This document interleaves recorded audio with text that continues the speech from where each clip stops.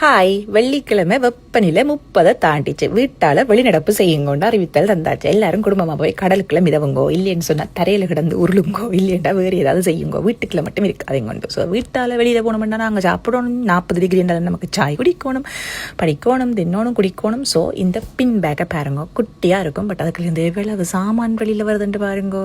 அந்த நடு கம்பார்ட்மெண்ட்ல இருந்து வாழைப்பழம் வருது, வடமாவு வருது, சுடு தண்ணி வருது, சட்டி வருது, முட்டி வருது, சட்னி வருது. ஸோ 4 கம்பார்ட்மெண்ட் இருக்குது. இது வாங்கி கிட்டத்தட்ட ஒரு 9-8 வருஷம் இருக்குமென்னு நினைக்கிறேன்.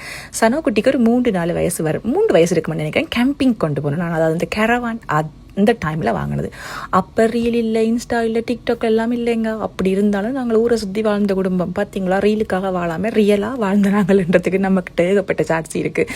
ஒரு சின்ன யூடியூப் சேனல் ஒன்று வச்சுருந்தாங்க ஃபன்னுக்கு. அப்போ பிள்ளைகளுக்கு சரியான விருப்பம். அதில் இந்த வீடியோ இருக்கணும்னு நினைக்கிறேன். கேம்பிங் பார்ட் 1, கேம்பிங் பார்ட் 2 போட்டிருப்பேன். ஸோ இதில் வந்து பெரிய கம்பார்ட்மெண்ட்டுக்கு 4 கோப்பை இப்படி பெல்ட் பண்ணி இருக்கும், ஃபிட் பண்ணி 4 கிளாஸ் இருக்கும். அதுக்குள்ள துடைக்கிறதுக்கு சர்வீட்டர் இருக்கும், துணியில் அந்த ஹங்கி லேஞ்சி மாதிரி. அண்ட் 4 கரண்டி, கத்தி, உப்பு போடுறதுக்கு, பெப்பர் போடுறதுக்கு, அண்ட் ஓப்பனர், அதுக்குள்ள ஒரு குட்டி கத்தி, அப்படி ஒரு செட்டப் இருக்குது. முன்னுக்கு 2 குட்டி குட்டி பாக்கெட் இருக்குது. அதுக்குள்ள குட்டி குட்டி அக்சசரிஸ் வச்சுட்டு வெளியில் போக வாங்குவோன்றோன்னு தூக்கி அடிச்சுக்கொண்டு உடனே கிளம்பிட வேண்டியதான். இப்படி சூப்பரான ஒரு செட்டப். என்னோட ஃபேவரட் பேக். இன்றைக்கு இதுதான் தஞ்சமண்டு கூட்டிக்கொண்டு வந்து பிள்ளைகள் எல்லாரையும் கடலில் முன்னால் நடக்கிற கடலுக்காக விட்டு கொட்டிட்டு நான் இங்கே பின்னால் நடக்கிற இந்த செட்டப்பில் நிற்கிறேன். என்ன செஞ்சு நான் அடுத்த ரீலில் போடுறேன். இந்த பேக்கை பார்த்தோன்னு உங்களுக்கு ஒரு காட்டணுமென்ற ஆசை வந்தது.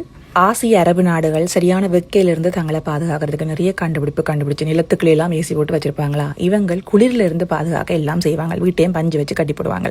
வெக்க வந்தா நம்மளால பாதுகாக்க முடியாது. நம்மள்கிட்ட கண்டுபிடிப்பலும் இல்லை. ஏர் கண்டிஷன் கூட இல்லைண்டா பாருங்களேன். 90% வீடுகள்லையோ பொது இடங்கள்லையோ ஏர் கண்டிஷன் இல்லை. என்னோட ஏர் கண்டிஷனை போட வெதர் மாறிடுமன்றதுக்காக இல்லை. பட் இனி காலங்களில் தேவை என்று நான் நினைக்கிறேன். ஏனென்று சொன்னால் இப்படி அடிக்கிற வெக்கையில் வாழ்ந்தாகணும்னு சொன்னால் வீட்டுக்கு விட்டுட்டு வெளியில தான் போயிருந்தாக வேணும். நல்ல வேலையா இன்றைக்கு எனக்கு ஓவர் டைம் எதுவும் இல்லை, அந்த மினி ஷிஃப்ட் எதுவும் எடுக்கல. தொடர்ச்சியான 7 நாள் இரவு வேலையில் 5ஆவது நாள் இரவு வேலை படுத்துட்டு எழும்பி எல்லாருமே வீட்டுக்கு வெளியில வந்துட்டோம். வேலைக்கு போகிற நேரமாக தான் வீட்டை திரும்பி போனாங்க. அப்பவும் வெக்கை அடங்கலை. அங்கே ஆஃபீஸ் வழியாகவும் ஏர் கண்டிஷன் இல்லை. இனி மிச்சத்துக்கு அங்கே போய் வெந்து நொந்து சாகணும். அடுத்த ரீலில் அப்லோட் பண்ணுறேன். வெளியில் வந்திருந்து என்ன செஞ்சோமெண்டு.